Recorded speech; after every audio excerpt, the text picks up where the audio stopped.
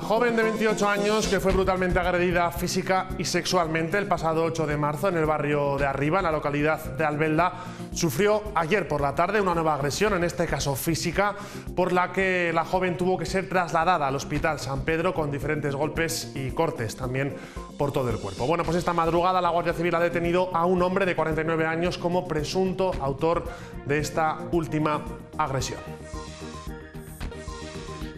Hola, ¿qué tal? Muy buenas noches. Bueno, pues vamos a hacer un repaso por orden cronológico de todas las agresiones que ha sufrido esta joven en el último año, que han sido 3 en total, 2 de ellas sexuales y físicas y la de ayer únicamente física. Y es que hace aproximadamente un año, como pueden ver en pantalla, la que entonces era su pareja la agredió, como hemos dicho, física y sexualmente. Respecto a esa primera agresión, además, la familia apuntó que la agredida denunció muy tarde y que la segunda agresión física y sexual en marzo de este mismo año llegó para que no siguiera con la denuncia. Aquí pueden ver esa declaración.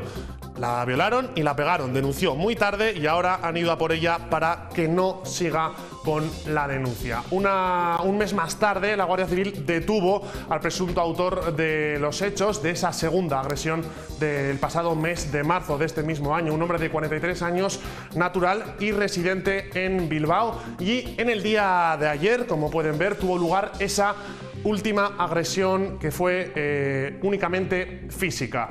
Eso sí, ya se ha detenido al presunto autor de esa agresión física, un hombre de 49 años, como presunto autor de la misma. Estas eran las valoraciones tanto de la delegada de Gobierno como de la Guardia Civil y alcalde de Albelda sobre la situación que está viviendo el pueblo y en particular la de la joven. Ha habido una llamada de alerta, se hizo un cierre de la localidad y esta madrugada, pues afortunadamente sí ha podido proceder a esa detención. Ayer fueron cuestión de minutos donde por cerca de 8 o 10 patrullas de seguridad ciudadana se desplazaron al lugar para evitar cualquier tipo de incidente. A pesar que es una situación complicada, como podéis entender todos, pero está perfectamente garantizada. La Guardia Civil desde el 8 de marzo, como ha señalado, estaba muy pendiente de esta situación en Albelda. Raquel está en casa, que pues está bastante magullada. Llamar sobre todo a la calma a los vecinos, ¿no? Que estén tranquilos, que vamos a dejar trabajar a Guardia Civil, ¿no? Y mandarle todo el ánimo posible a Raquel y que el ayuntamiento se lo he comunicado a su madre, que lo que podamos ayudar, que allí estamos. Hemos conocido la postura del Gobierno de La Rioja sobre la posible financiación singular que el Partido Socialista negocia con Esquerra Republicana en el seno de esas negociaciones para investir a Salvador Illa como presidente de la Generalitat. Una propuesta que el Gobierno regional tacha de inaceptable al tratarse de una decisión que se tomaría de manera unilateral a pesar de afectar al resto de comunidades autónomas. Escuchen al presidente del Gobierno de La Rioja, Gonzalo Capellán. Cualquier cambio en el marco de financiación de las autonomías a una autonomía afecta a todas las demás y nunca puede hacerse de manera unilateral sin negociar con todas en los organismos que tiene reglados el Estado. Salirse de cualquiera de esos procedimientos es una irregularidad, es inaceptable. Yo creo que cada vez que un gobierno, porque tiene unas elecciones, unas investiduras, negocia dar recursos del conjunto del país que aportamos todos los españoles a una comunidad concreta, es inaceptable y por lo tanto como presidente de los Lorejanos no lo voy a aceptar, lo vamos a defender en todos los foros que sea necesario. Y estas que van a ver ahora son imágenes del día de hoy. Es el atasco de ambulancias que no pueden dejar pacientes en el Hospital San Pedro. UGT denuncia el caos sanitario y asegura que hay 33 personas sin ingresar y 20 en espera en triajes. Como pueden ver, así anunciaba el Día de La Rioja esa denuncia realizada por UGT de esas 33 personas sin ingresar, como les hemos contado, y 20 en espera, y critica que el hospital tenga bloqueadas casi 50 camas. También está llena la zona de prehospitalización, al igual que los toriles, que son, para los que no lo conozcan, 2 habitaciones de 4 camas cada una, que no aportan precisamente demasiada intimidad. De hecho, Ana Pérez, enfermera del San Pedro y miembro de UGT, asegura al Día de La Rioja que esos toriles incluso han tenido una persona infectada con COVID-19. Y a esto se suma que hay 5 plazas de médicos sin cubrir en la localidad de Calahorra, una situación que el hospital lleva arrastrando desde hace años y que supone una carga asistencial inasumible. De hecho, el presidente de la Sociedad Española de Medicina de Urgencias y Emergencias, Joseba Rodríguez, alertó de que actualmente la situación es absolutamente caótica. Y hoy también hemos conocido este estudio de Línea Directa sobre el consumo de cocaína en España y también particularmente en La Rioja. Y es que empezamos a nivel nacional. España es el segundo país europeo en el que se consume más cocaína, únicamente por detrás de Reino Unido. Las 3 comunidades en las que más se consume, sin considerar, eso sí, ni Cataluña ni Euskadi, son Galicia, Baleares y Andalucía. Las 3 que menos, ahí está La Rioja, pues precisamente nuestra comunidad, Navarra y Aragón, aunque eso, por cierto, no les exime de tener datos aún así alarmantes. Y el perfil, como pueden ver, un hombre de entre 35 y 54 años. Como les contábamos, esos datos a nivel regional no les exime de ser precisamente alarmantes, y es que el 10% de los controles que se han hecho a conductores han dado positivo en esta sustancia, y el 3% de la población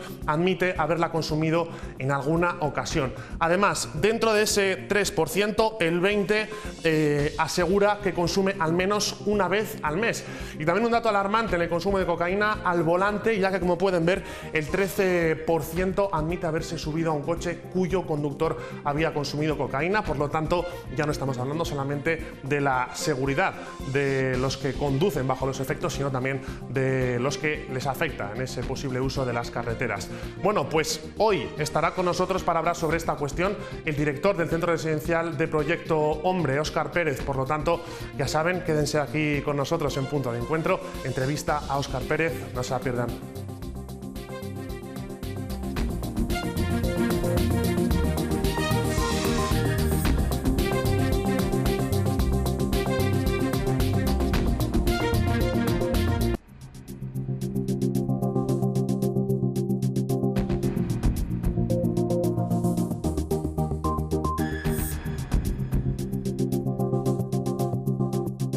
Bueno, pues aquí estamos con Óscar Pérez, director del Centro Residencial de Proyecto Hombre en La Rioja. Óscar, ¿qué tal? Buenas noches, bienvenido. Hola, buenas noches, Pedro, ¿qué tal?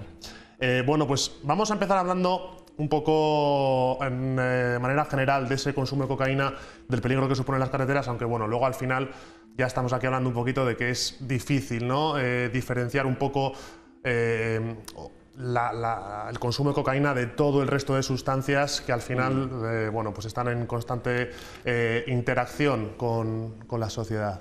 Efectivamente, la cocaína, ¿no? Ahora hay un estudio muy potente que nos está diciendo que muchas de las personas que fallecen en los accidentes han consumido, bueno, muchas, creo que un 19%, bueno, una barbaridad, ¿no? Dan positivo en cocaína, ¿no? Pero ya sabemos hace mucho tiempo que cualquier cosa que esté influyendo en nuestro cerebro a la hora de conducir nos va a hacer daño, nos va a poner en mucho más riesgo que si vamos con 0 sustancias y 0 de todo. Es decir, en este caso sí que tenemos que hablar claramente que a la hora de conducir, pues tolerancia 0 con cualquier sustancia. La cocaína, pero también con otras que no son mucho más familiares, por supuesto, por ejemplo el alcohol, ¿no? Estamos acostumbrados a, bueno, he bebido poco, puedo conducir. Tolerancia 0. Nos estamos poniendo en riesgo a nosotros, nuestra vida y también la de los demás. Tal cual, eso estábamos comentando antes. Has mencionado ese 19% que es a nivel nacional. En La Rioja, concretamente, en los controles, ya lo hemos mencionado, que se han hecho aquí en La Rioja, el 10% dan positivo en cocaína.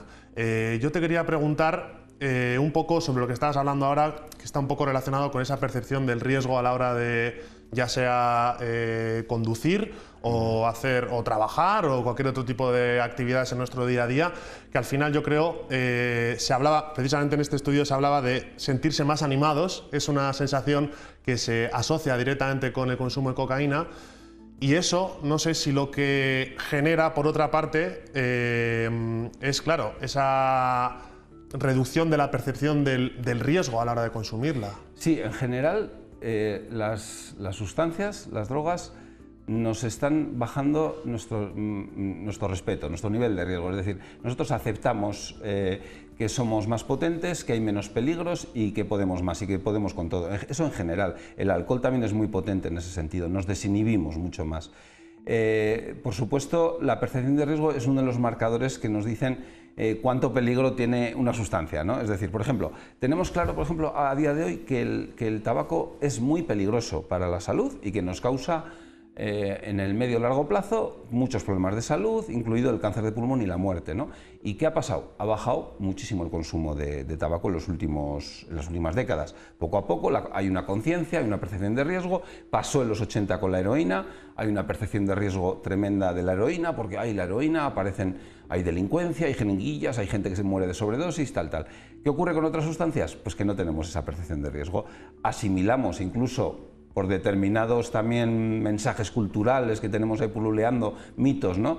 La cocaína como algo incluso de cierto poder adquisitivo, ¿no? De cierto nivel, bueno, de cierto ocio, fiesta, tiempo libre, diversión absoluta, desinhibición, vida, ¿no? Y claro, esas uniones nos hacen mucho daño porque rebajamos mucho nuestra percepción de que nos estamos metiendo una sustancia a nuestro cerebro que nos puede causar mucho daño a todos los niveles, a nivel psicológico, a nivel de salud mental, pero también a nivel de cualquier otro tipo de salud. Hablemos de cardiopatías, por ejemplo, ¿no? Podemos morir simplemente solo por una raya, por una, o a lo mejor es la primera o a lo mejor es la 100, pero efectivamente es algo que nos está poniendo mucho en riesgo. Sin embargo, los mitos, la sociedad, determinados mensajes que recibimos muchas veces es: no te preocupes, puedes consumir porque además son sustancias que las puedes controlar.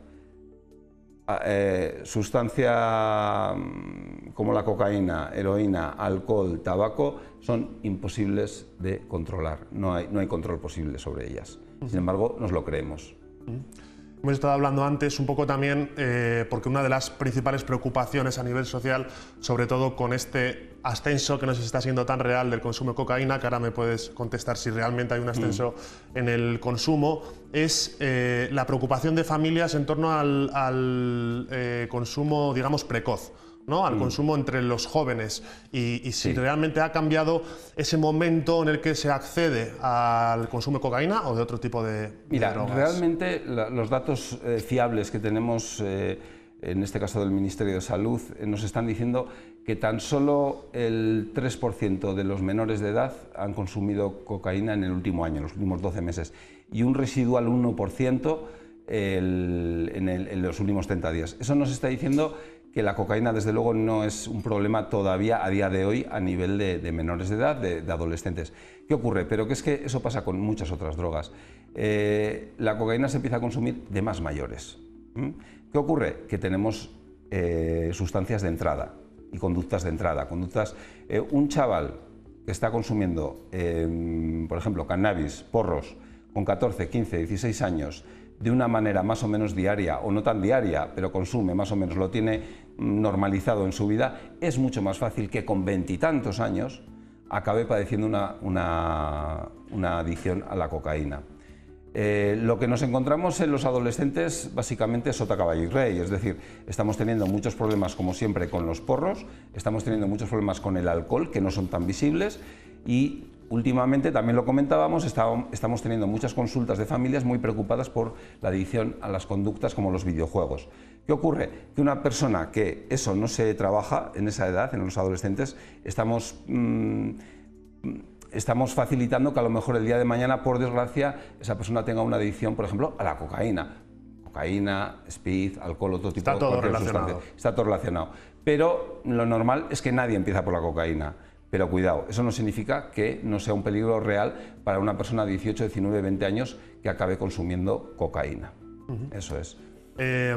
Otro de los temas, yo creo que más preocupa a la gente y que yo creo que a vosotros os toca más de cerca también, es el tema de los bulos. Antes hemos estado mencionando, ¿no?, que es un tema que está muy de moda por todo el panorama político, casi a nivel, y a nivel nacional, pero claro, por ejemplo, en todo el tema de drogas, consumo, consecuencias, etcétera, también es algo que está muy a la orden del día. Claro, sí. es sorprendente, ¿no? Porque además las personas que más... Claro, cuando hablamos de bulos estamos hablando de Internet, estamos hablando de redes sociales, estamos hablando de TikTok, estamos hablando de ese mundo digital, ¿no? que nos viene mucha información por ahí. ¿Quiénes son los mayores receptores de ese mundo digital? ¿Quiénes son los que más información adquieren mediante redes y tal? Los chavales y las chavalas, en general los jóvenes, ¿no? Ya no hablamos de menores de edad, también estamos hablando de 20 y 30 años, también todo ese mundo, ¿no? ¿Qué ocurre? Que tenemos a muchos influencers, tenemos a Instagramers, tenemos a YouTubers, tenemos TikTokers, todo lo que queráis, que nos están vendiendo cosas, les están vendiendo cosas a nuestros hijos, que muchas veces son mentira. Por ejemplo, yo qué sé, uno así que se me ocurre de repente, los porros no dan tanto problema de cáncer de pulmón o no producen tanto cáncer como el tabaco. Bueno, los porros, el cannabis, tiene incluso 3 o 4 veces más potencia a nivel de determinadas sustancias para producir cáncer. Por ejemplo, no te preocupes, el porro es natural, el porro es terapéutico. El porro es terapéutico para una enfermedad o 2 que hay o 3. Y que te lo tiene que prescribir el médico. El porro de natural no tiene nada, son semillas muy genéticamente muy seleccionadas en laboratorios y te están pegando unos viajes al cerebro increíbles. Estamos viendo las plantas de psiquiatría, chavales y chavalas muy afectados a nivel cerebral por porros, por cannabis, y que luego también vienen a nuestro centro, a Proyecto Hombre. Entonces, y hay muchas cosas que se están vendiendo así, se están vendiendo en las redes sociales. Pero no hace falta ir a este tipo de sustancias. Estamos hablando también, por ejemplo, de las bebidas energéticas. Nuestro influencer favorito, lo normal es que aparezca con una bebida energética ahí bebiendo, tal y cual, como si no pasara nada. Ya sabemos que el abuso de cafeína, los efectos que tiene a nivel de sueño, a nivel de todo el azúcar que llevan, y a nivel de incluso de que al final te produce más ansiedad, porque eso tiene un efecto rebote importante. A nivel del consumo de la bebida energética con el alcohol, que potencia el alcohol muchísimo, no hace que tu cuerpo no se sienta emborrachado, que no se sienta colocado de alcohol y por lo tanto puedas beber mucho más alcohol, mucho más cerca del coma etílico, por ejemplo. Entonces, claro, estos bulos que recorren por ahí, fumar a través de vapeadores no pasa nada, es muy sano. No voy a decir que es muy sano, pero no es tan malo o es mucho menos malo que fumar. Bueno, cada vez hay más evidencia científica que nos está diciendo que fumar en vapeadores nos puede hacer tanto daño como el tabaco. Estos bulos están por ahí, estas mentiras están por ahí. Yo creo que nos queda a las personas que tenemos cierta responsabilidad con otras personas, por ejemplo, los padres, las familias, los profesores, los medios de comunicación, tener la información muy clara y transmitir una información muy clara y muy veraz sobre lo que realmente suponen estas sustancias y qué es mentira y qué es verdad, ¿no? Hay un gran problema, yo creo, en ese poner a disposición, sobre todo de los jóvenes, esa información veraz. Muchas veces, bueno, pues por tema de la propia edad, ¿no? de esos jóvenes, que ya sabemos que a veces esas son edades complicadas. ¿Qué recomendación puedes dar tú a una familia para darle la información correcta a un chaval que está en ese momento un poco peligroso? Primero, informarse uno mismo, ¿no? Yo creo que todos los padres, las madres, tenemos una responsabilidad muy importante a la hora de informarnos de la realidad. Olvidarnos también de nuestra vida, Por ejemplo, lo acabo de decir, ¿no? Los porros que se fumaban en nuestra juventud hace 30 o 40 años no tienen nada que ver con las sustancias químicas que se están fumando ahora. Lo que se bebía en los botellones, entre comillas, hace 30 o 40 años, calimocho, cerveza, no tiene nada que ver con el vodka naranja que se está bebiendo ahora. Primero informarnos de lo que está pasando y de cómo nos afecta. Y luego hablar. Tenemos que hablar mucho. Tenemos que sacar los temas. Tenemos la idea de que nuestros hijos, nuestras hijas, los adolescentes no nos escuchan. Es mentira. Tenemos que hablar, es decir, tenemos que sacar el tema. Y aunque ellos parezca que no nos están haciendo caso, ellos están interiorizando todo aquello que les estamos diciendo. Hay estudios que demuestran lo mucho que agradecen más tarde los hijos, cuando les haces una encuesta con 18, 19, 20, 21 años, ya en la universidad o más allá, y saben perfectamente lo que sus padres les marcaban, les decían, les hablaban, aunque pareciera que en ese momento pasaban de ti y casi te odian, ¿no? Porque quieren diferenciarse de ti, quieren hacerse tal, somos mayores, ¿no? Tal. realmente nos están escuchando. Yo lo que les recomiendo a las familias es que hablar, sacar temas, interesarnos qué es lo que les gusta en Internet, a cuál es su influencer favorito, es decir, a quién están siguiendo, su streamer favorito en el Twitch, qué hacen, a qué juegan, ¿Qué les motiva que están? Y sacar esos temas ahí, en la mesa, en la comida, en cualquier momento. Siempre hablar y nosotros estar bien informados. No vamos a juzgar lo que ellos nos digan, porque ellos nos van a decir cosas, obviamente, que a lo mejor nos asustan, pero nosotros vamos a transmitir nuestra información y detrás de esa información vamos a transmitir lo más importante, que es nuestros valores y lo que les estamos formando, más que informando. Luego también esto es un problema que ciertamente preocupa en la época joven, digamos, pero que luego se traslada también a adultos, ¿no? Por dar un dato, recuperar el dato en cuanto a conducción, por trasladarlo, digamos, a la conversación. Este estudio que hemos dicho decía, de línea directa, decía que el 13% de los riojanos aseguraba que se había subido a un coche cuyo conductor había consumido cocaína. Vamos a poner cocaína, intentando extrapolarlo a consumo, pues como puede ser más habitual, por ejemplo, de alcohol. Sí. Yo me pregunto también la responsabilidad social que hay en todo este asunto, ¿no? Porque en el ejemplo de la carretera es muy claro, porque al final ya sabemos que la seguridad es algo que no solamente depende de nosotros, sino también del que va al lado, o enfrente, o atrás. Pero sí que tengo un poco la sensación de que tampoco hay que tener una responsabilidad más social, que no sé si estamos totalmente concienciados de eso. Yo creo que no, efectivamente, que no estamos muy concienciados y lo que estás diciendo es verdad, es decir, fijaros, yo creo que hay que estigmatizar no a las personas, sino el consumo de sustancias. Hay que estigmatizarlo, hay que hacer que quede feo. Lo mismo que ahora los fumadores, pues te sientes mal cuando fumas, ¿no? Te ven fumar en un bar, en un sitio, tal, y no te sientes bien.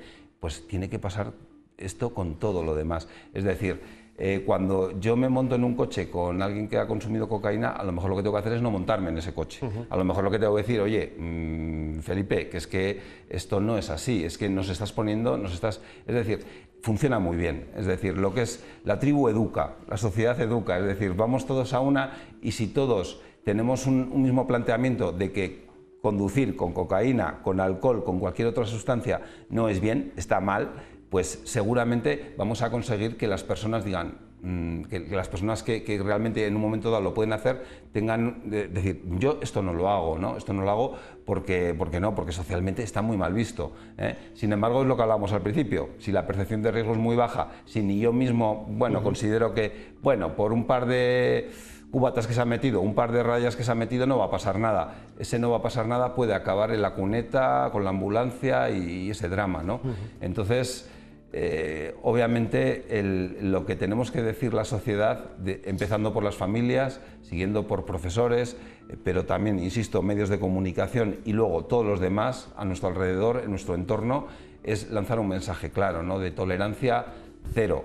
Ni que decir que tolerancia cero a la cocaína, yo creo que es fácil de entender y yo creo que como te he comentado, ojalá consiguiéramos estigmatizar a las personas que consumen, no a las personas, perdón, al consumo de cocaína, ¿no? Y hacer que esas personas se planteen en su vida, coño, esto está mal en mi vida, yo no quiero ser una persona que consuma cocaína, yo no quiero ser una persona que conduzca consumiendo cocaína, yo quiero ser otra cosa, ¿no? Para mis amigos, para mi gente, para mi familia y para mis hijos, obviamente. Muy bien, pues nosotros vamos a dejar aquí. Muchas gracias, Óscar, por venir. De nuevo, bienvenido. Te deseo, por cierto, toda la suerte del mundo en ese proyecto que tenéis ahí, en Proyecto Hombre. Gracias. Y nada, nosotros lo vamos a dejar aquí. Ahora venimos con la tertulia política, con esos temas. Ya les hemos avanzado, por lo tanto, quédense con nosotros. En escasos minutos estamos de vuelta. Óscar, muchas gracias.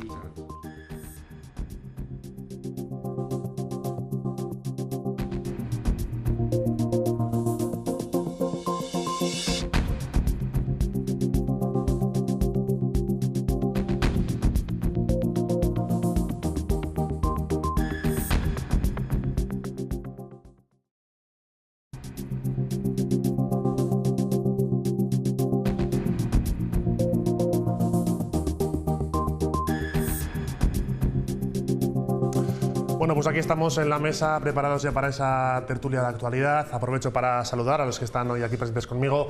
Ángel, muy buenas noches, ¿qué tal? Buenas noches, Pedro, bien, ¿y tú? Fran, ¿qué tal? Buenas noches, bienvenido. Buenas noches. Y Diego, ¿qué tal? Muy buenas. Bienvenido también. Muy buenas noches. Bueno, pues vamos a empezar hablando de esta última agresión que hemos conocido, que tuvo lugar en el día de ayer, hoy también publicada el Día de La Rioja, esa tercera agresión a una joven de 28 años en Albelda, tercera agresión en un año, vamos a recordar, porque el año pasado ya sufrió una primera agresión por parte del que ahora es su exnovio, agredida en primer lugar sexualmente, después en marzo de este año también sufrió una agresión sexual y física, y en el día de ayer tuvo lugar esa tercera agresión en un año, que fue únicamente física, por el cual ya se ha detenido a un hombre de 49 años, residente de la propia localidad de Albelda. Por cierto, estas agresiones han tenido, las dos últimas al menos, han tenido lugar en el barrio Alto de Albelda. Bueno, quiero empezar ya con vosotros y quiero preguntaros un poco cómo veis la situación en el sentido de, en cuanto a la seguridad, ¿no? ¿Cómo es posible que esto ocurra a una persona en 3 ocasiones diferentes? Pues puede ocurrir porque la seguridad total no existe, ¿no? Entonces también me consta, por lo que yo me he informado, que tanto Policía como Guardia Civil pues estaban al tanto de controlar los pasos de esta mujer, porque no era la primera agresión y efectivamente hay más que estas 2 agresiones que conocemos y tal. Y bueno, las condiciones de vida también de esta muchacha pues son complicadas y hacen muy complicado pues el que se le pueda garantizar al 100% una seguridad que de todas formas es imposible. También parece que Servicios Sociales de la Comunidad Autónoma estaba ejecutando los protocolos que están marcados, con lo cual no es ni por un descuido, ni es por una mala praxis, ni es a lo mejor por falta de medios, en este caso, tanto de vigilancia como de actuación de Servicios Sociales. Quizás es más profundo y bueno, pues es muy complicado, la verdad que es muy complicado. Yo no veo ninguna solución fácil a casos como estos, ¿no? Ángel. La verdad que desconozco todas las circunstancias del asunto. Quiero recordar que había algún procedimiento penal abierto por los sucesos anteriores. Había, o sea, lo que argumentaba la familia, sí, que argumentó en este pasado mes de marzo, digamos en la segunda agresión, es que después de esa primera agresión sexual el año pasado, la familia decía que gente, digamos, asociada al exnovio la había llevado a cabo para que quitara la denuncia. Ya. Eso es lo que apuntó la familia.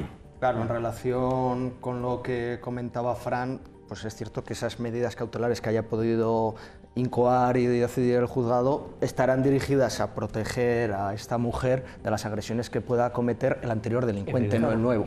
Con lo cual, efectivamente, ahí se produce un fallo del sistema, pero que de alguna manera también es imprevisible, porque lamentablemente hasta que no sucede el hecho, no se ponen los medios para intentar corregirlo. Entiendo que la comunidad autónoma, como comentaba Fran, ya está intentando disponer de los recursos preventivos suficientes, pero bueno, la verdad que parece una situación complicada, anómala y desde luego lamentable. Diego. Es que apunto y ahondo en lo que comentabais, es que lo dramático es que no es que es un agresor, claro, que podríamos decir reincidente.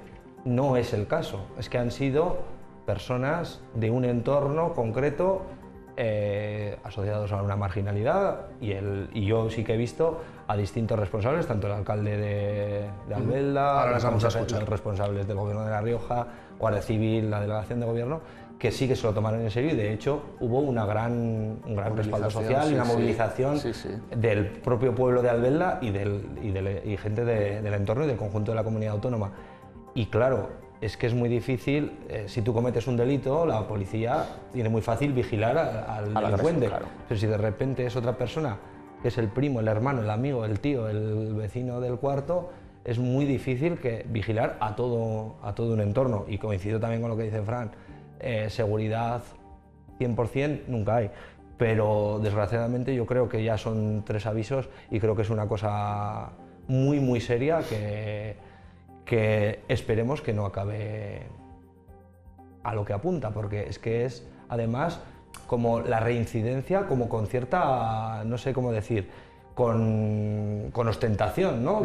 Hubo una agresión el año pasado, como decía Pedro, se vuelve a una nueva agresión el 8 de marzo, que es como represalia de aquella inicial, y ahora hay una tercera agresión que es represalia de las dos anteriores. Entonces me parece una cosa muy grave y muy a tener en cuenta, y entiendo que la gente de Albelda estaba concienciada, y creo que bueno, lo que hay que hacer es apoyar todas las medidas que se lleven a cabo desde las administraciones y desde las fuerzas de seguridad.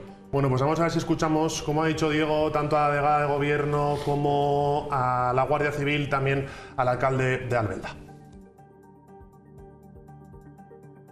Ha habido una llamada de alerta, se hizo un cierre de la localidad y esta madrugada, pues afortunadamente sí ha podido proceder a esa detención. Ayer fueron cuestión de minutos donde por cerca de 8 o 10 patrullas de seguridad ciudadana se desplazaron al lugar para evitar cualquier tipo de incidente. A pesar que es una situación complicada, como podéis entender todos, pero está perfectamente garantizada. La Guardia Civil desde el 8 de marzo, como ha señalado, estaba muy pendiente de esta situación en Albelda. Raquel está en casa, que pues está bastante magullada. Llamar sobre todo a la calma a los vecinos, ¿no? Que estén tranquilos, que vamos a dejar trabajar a Guardia Civil, ¿no? Y mandarle todo el ánimo posible a Raquel, y que el ayuntamiento se lo he comunicado a su madre, que lo que podamos ayudar, que allí estamos. Bueno, pues apuntaba la Guardia Civil a esos 10 minutos que tardó en llegar a Albelda, que no es precisamente una localidad que pille muy a mano, por ejemplo, de Logroño. Llegar en 10 minutos hay que estar pendiente, eso desde luego. Y un poco también lo que se plantea aquí es esa zona marginal, digamos, como apuntaba Diego, de la localidad de Albelda, ¿no? Que está un poco en la zona alta, ese barrio alto, y la situación en la que está, ¿no? Porque sí que es verdad que ya manifestó, por cierto, el alcalde en el pasado mes de marzo que había hecho solicitudes para cambiar la iluminación, hacer algún tipo de modificación para que esa zona sea un poco más segura. Sí, pero lo que se necesita es una... realmente... Intervención social. Exactamente, intervención social. Es decir, puedes arreglar, puedes darle más iluminación, puedes dar mejor condición de vida a la gente que esté ahí viviendo como está viviendo, pero cuando hay unas zonas degradadas donde se vive en cierta marginalidad, o bien hay un profundo trabajo social y un profundo conocimiento del medio, o es incontrolable, ¿no? La ventaja de los pueblos, de los municipios pequeños, y yo vivo en un pueblo no pequeño, pero vivo en un pueblo donde pues, también hay alguna calle, alguna zona donde conoces problemas graves de marginalidad o sociales y tal, es que los servicios sociales conocen los hechos fácilmente, con profundidad. Otra cosa es que se pueda intervenir y que sirva esa intervención de manera inmediata, pero hay una profunda intervención social o este tipo de casos solamente desde el punto de vista policial son inabordables. Son inabordables. Cuando hablamos de intervención social, Diego, ¿a qué nos referimos exactamente? Yo creo que crear bolsas de marginalidad en ningún municipio, ni pequeño, ni mediano, ni en una gran ciudad, creo que es una responsabilidad colectiva, creo que es un bien social el intervenir, y creo que a pesar... yo quisiera también romperlo de los estigmas, ¿no? Porque se habla del barrio alto de Albelda, probablemente todo el mundo no sea igual, todo el mundo no esté en la misma situación, y creo que a veces, si se dan oportunidades, hay gente que igual puede salir de esa marginalidad o puede optar por un modo de vida diferente, y entonces eso es lo que creo que es en lo que hay que trabajar. Desgraciadamente esta muchacha es una víctima sin ningún tipo de, además reiterada, y al final es la consecuencia de causas que están detrás. Es dramático, y yo le deseo, como decía el alcalde de Albelda, pues la pronta recuperación, y un abrazo al entorno, a los vecinos y vecinas de Albelda, a la familia y a ella misma principalmente, pero creo que es una cosa de conciencia que nos tiene que remover las conciencias a todo el mundo. Y creo que todas las administraciones, que creo que sí, que el mensaje está ahí, coincido también que la inmediatez en este tipo de cuestiones desgraciadamente no funciona, y que no es solamente una cuestión que policialmente o judicialmente se vaya a solucionar. Ya hemos visto que te agrede uno, bueno, pues le abren un proceso, incluso probablemente esté en prisión preventiva, pero si te agrede otra persona del entorno, es que no puedes encarcelar preventivamente a decenas de personas o a una docena de personas. Entonces creo que es una cuestión a tomárselo en serio y me parece una cuestión muy triste y muy desgraciada. Yo estoy de acuerdo con Diego sobre todo en un aspecto, que me parece una idea ya un poco del naturalismo así como del siglo XIX, ¿no? De que el entorno condiciona absolutamente cómo se comportan las personas. Me parece ya un poco anticuado. Condiciona mucho. Condiciona. En algunos aspectos condiciona, sí. Pero en ese barrio alto también vive gente que no comete agresiones. Por supuesto, yo vivo en un casco antiguo de un Entonces, pueblo. me refiero, hay una cuestión más de fondo. Tengo vecinos estupendos y tal igual, y luego otros pues que son un poco menos. Hay una cuestión más de fondo, ¿no? que es a la que yo creo que apuntaba también Diego, que es esa educación, ¿no? Que evitaría que la gente pretenda solucionar sus problemas a través de la violencia. Ya en este caso de hombres contra mujeres, pero bueno, de hombres contra hombres, de mujeres contra mujeres, etcétera. Porque la verdad que sorprendente que todavía en el siglo XXI, yo creo que ya con una cierta cultura democrática instaurada, la gente todavía siga recurriendo a la violencia para solucionar determinados conflictos que mantienen.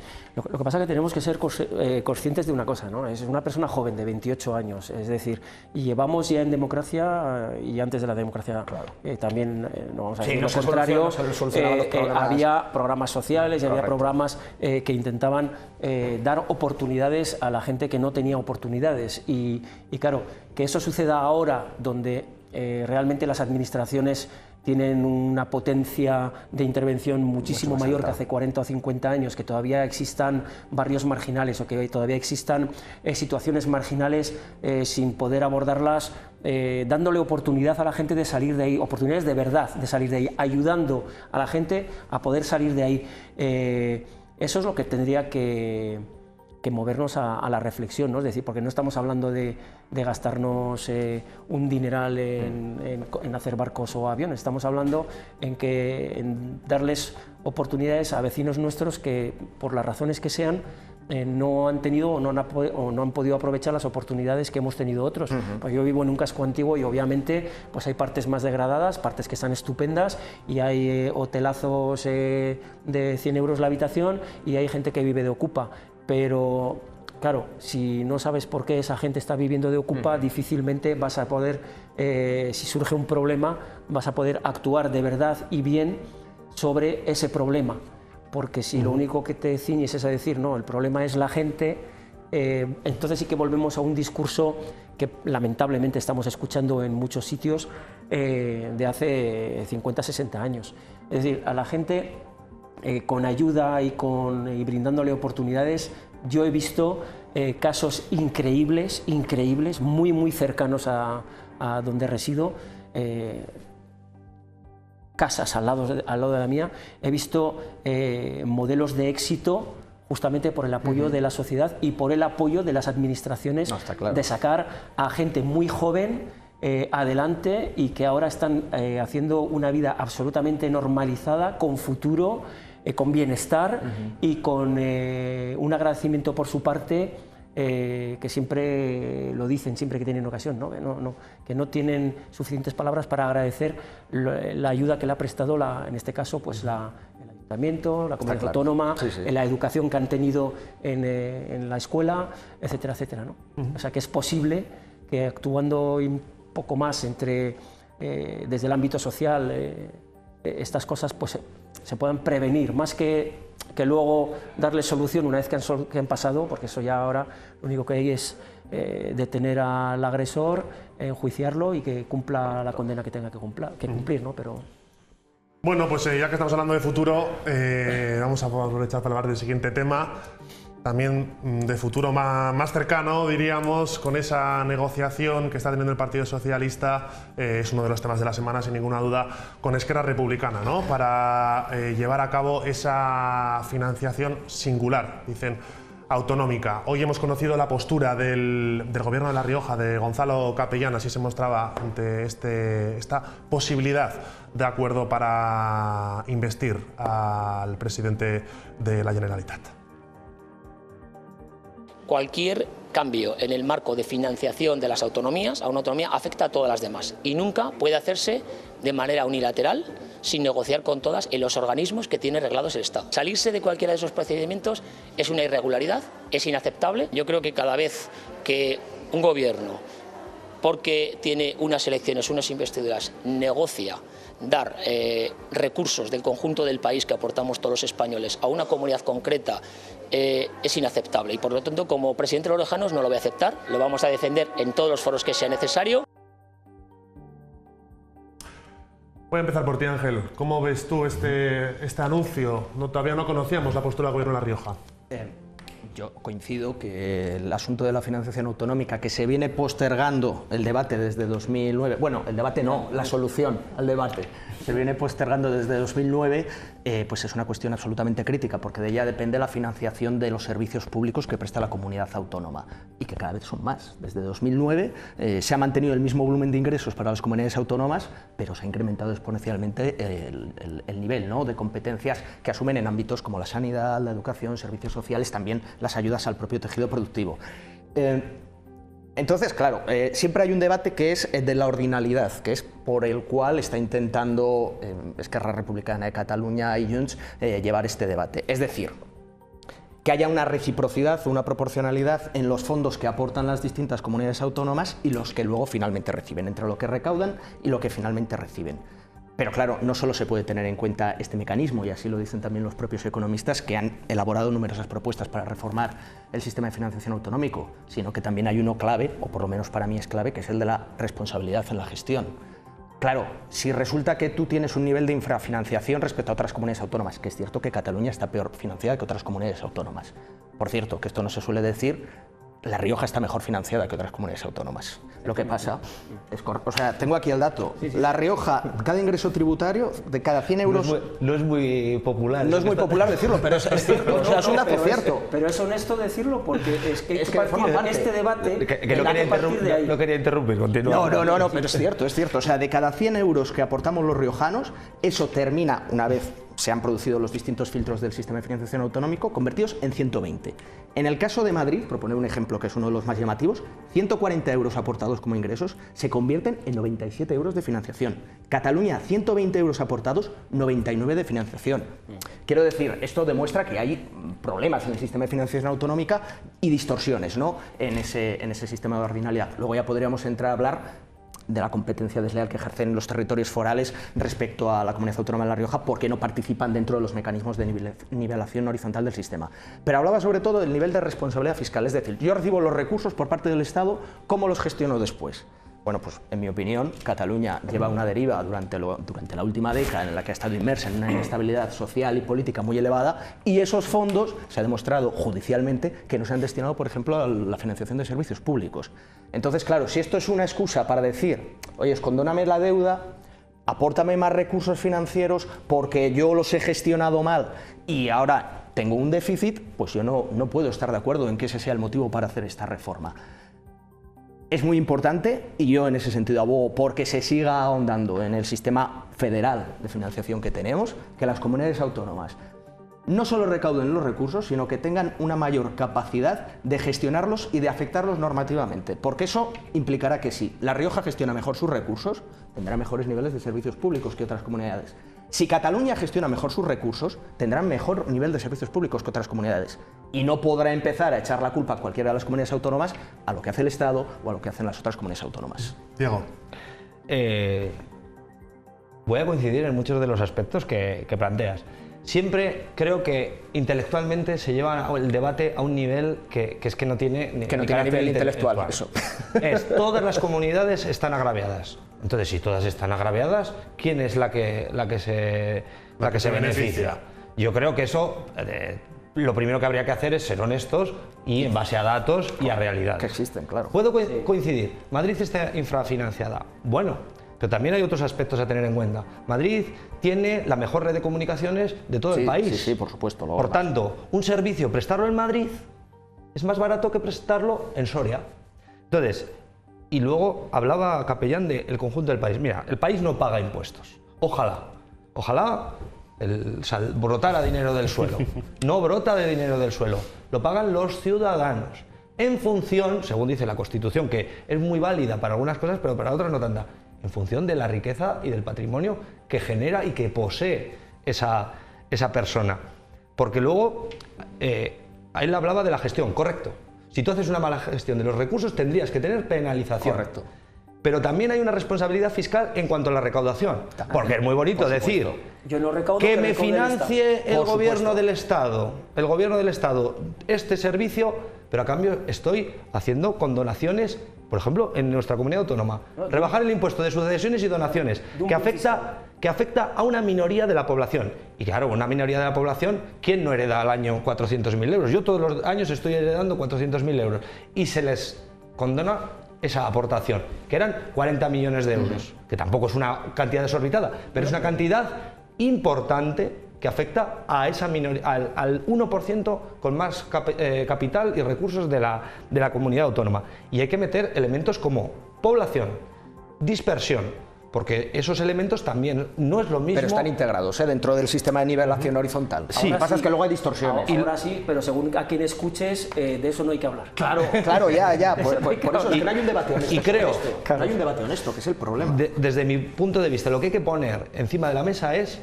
unos servicios que sean equiparables, que no iguales, pero sí equiparables en calidad y en condiciones en el conjunto del Estado desde esa perspectiva federal. Y eso es lo que Izquierda Unida siempre hemos defendido. Los territorios tienen que tener autonomía, pero también tienen que tener responsabilidad, porque lo que queremos es dinero y hacer lo que nos da la gana. No.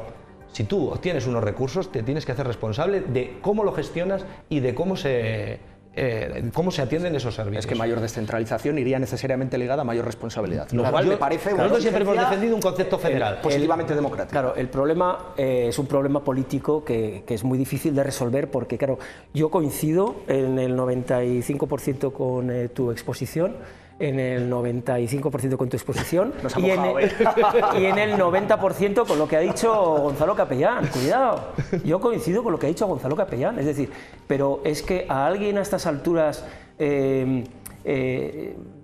todavía tiene dudas de que cualquier modificación sobre el tema de financiación del sistema autonómico, del sistema político del que nos dotamos en el año 78, tiene que hacerse dentro de la ley.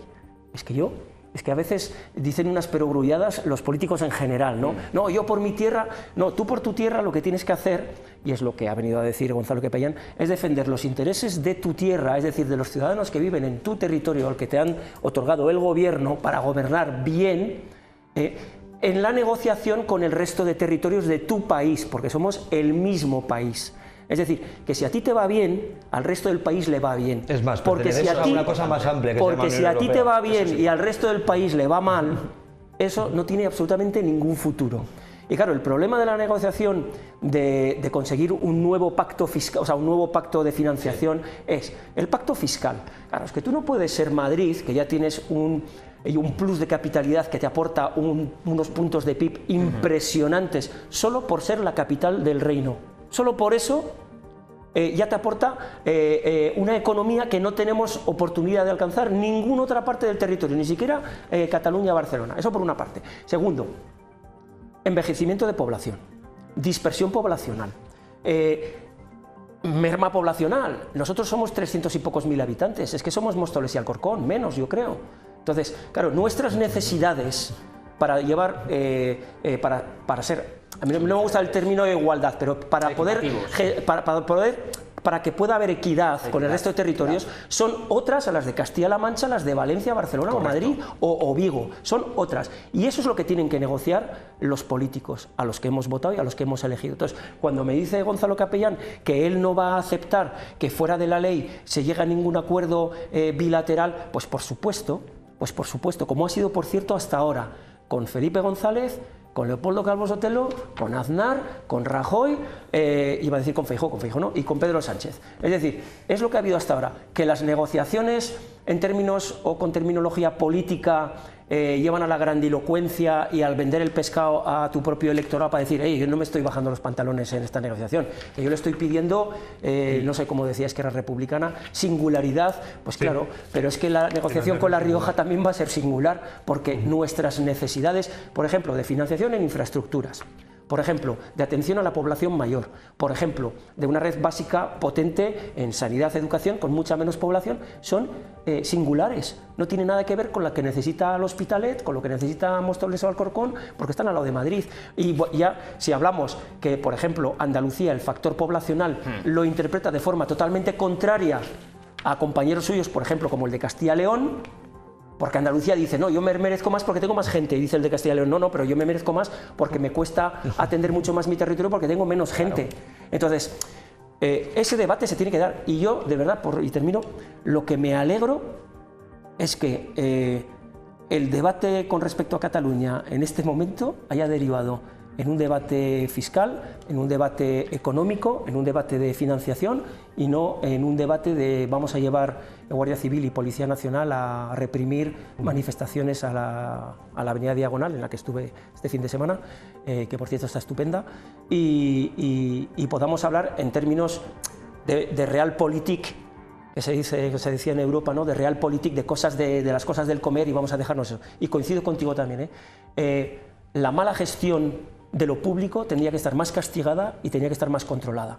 Y la bajada populista de imposición a las grandes fortunas o a quienes más tienen también tenía que estar castigado. Es decir, usted, señora Ayuso, se permite el lujo de estar ahora mismo, redactando en el Parlamento, en la Asamblea Nacional, o sea, en la Asamblea de Madrid, una ley para exonerar de impuestos, por ejemplo, a los grandes futbolistas extranjeros que van a venir a jugar a los equipos de la capital. Muy bien, lo que usted deje de recaudar por esa ley, el Estado no se lo va a revertir, porque si no estamos en lo que está pasando. Y es que para que las grandes fortunas que han huido de Andalucía, que han huido de Castilla y León, que han huido de Galicia, que han huido del Levante y que se han radicado porque les interesaba radicarse en Madrid capital, si esas grandes fortunas no pudieran tener el tipo de tributación especial menor que tienen en Madrid, no se hubieran marchado de su territorio y estarían tributando en su territorio, donde la mayoría, por cierto, sigue viviendo. Yo, andando en eso, siempre luego es una cuestión que deriva en una comunidad o una serie de comunidades en contra de otras. Creo que eso es un debate estéril, pero que sí que reporta beneficio electoral. Y luego, por ejemplo, en Cataluña, siempre la antigua Convergencia, que es lo que a día de hoy es Junts, siempre han hecho el alegato victimista de que tenían. Y hay una realidad, la sanidad pública catalana no es ni medianamente buena, y lo sé de primera mano, porque tengo personas muy cercanas que trabajan en ellas. Y hay muchos servicios que no son servicios públicos en los que gran parte de ese dinero que se negociaba no lo han visto. Correcto. En transporte, correcto, en sanidad, claro, en escuela pública. Y vale, vamos a hacer un sistema de financiación justo, equilibrado, pero también ver a qué se destina. Correcto. ¿Se destina a educación? ¿Se destina a la sanidad? ¿Se destina a los transportes? ¿O se destina a otras cosas? Y lo mismo que vale para Cataluña, también vale para el resto. No, para el resto. Para el resto. Porque también te voy a decir una cosa, también es verdad porque en la pandemia hubo recursos del Estado central para todo el mundo. Y algunos los gastaron, vaya usted a saber en qué. Sí, en hacerse hospitales sin quirófanos, bien. Pero también te digo una cosa, también es verdad que lo que tenemos que hacernos mirar como país, me ha gustado mucho el término federal, nuestra economía no es federal, es confederal, puesto que existe el cupo vasco y el navarro, y Suiza es un país confederal. Claro, es que Alemania es un país federal, pero Suiza es un país confederal, es decir, donde no se busca la igualdad, sino el proteger, digamos, tu forma específica. Lo más nacionalista sería una España confederal. Una España federal sería casi la evolución natural de una España jacobina, donde todo es igual, aunque con un poquito más de libertad en los territorios. Pero a lo que iba, ¿no? Al final también es verdad que en algunos territorios hay competencias que están transferidas y sin desarrollar desde hace más de 25 años. Y eso también tenemos que preguntarnos el por qué no se dotaron esas transferencias. Sí, si me permites, Pedro, un último apunte. Sí. También el señor Capellán y el gobierno del señor Capellán tienen un artículo que está contemplado en el artículo 46 del Estatuto, precisamente para negociar una compensación por el efecto frontera. Quizá sería un buen momento para reivindicar que de una vez por todas se reúna la comisión mixta y se establezca una fórmula para compensar esos perjuicios financieros que nos provoca el efecto frontera con las comunidades forales. Y si fueran inteligentes, en vez de ir a la confrontación con Navarra y País Vasco, intentarían negociar con el gobierno central y con Navarra y País Vasco cómo pudiera ser esa compensación. Por ejemplo, también, ¿no? Porque yo creo que hemos perdido décadas de ir, de pegarnos cabezazos como riojanos, de pegarnos cabezazos contra la pared simplemente porque en Madrid no gobiernan los míos y porque enfrente están navarros y vascos. Vaya, que... Bueno, pues lo dejamos aquí. El debate da para mucho, da para largo. Teníamos otro tema. Yo ya he dicho, bueno, vamos a... Lo dejamos porque estaba siendo interesante. Además, me ha sorprendido lo de acuerdo que habéis estado, en general, en este debate. A veces aplicar la lógica es lo más sencillo. Sí, totalmente. Es lo que decía Diego, es que son datos, es algo honesto, quiero decir. La sintonía, desde luego, ha destacado en este debate. Bueno, muchas gracias a los tres por estar hoy aquí con nosotros. Lo dejamos aquí. Ahora viene Lourdes 10 con Escaño 7, así que quédense aquí con nosotros en 7 La Rioja. Muy buenas noches.